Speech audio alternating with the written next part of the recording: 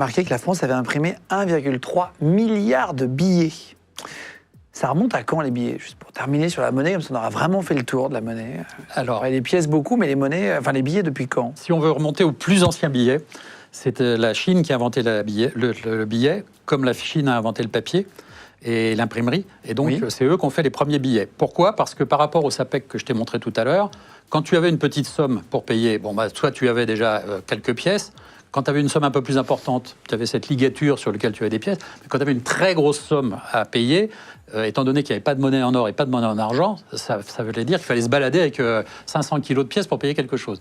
Donc ils ont inventé le billet, et les premiers billets chinois qui ont été fabriqués portaient dessus justement en représentation un petit dessin avec le nombre de pièces qu'ils représentaient. Mais ça c'est une tradition chinoise.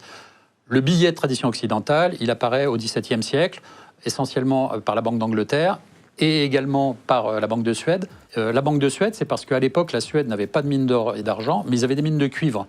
Et ils avaient décidé que leur monnaie, c'était des plaques de cuivre. Quand je dis des plaques, ça peut être des plaques qui faisaient 35 kilos. Donc, pour aller faire son marché avec une plaque de 35 kilos... C'était compliqué, quoi. C'était un peu compliqué. Donc, ils ont inventé les billets pour remplacer ces monnaies de cuivre qui n'étaient pas pratiques.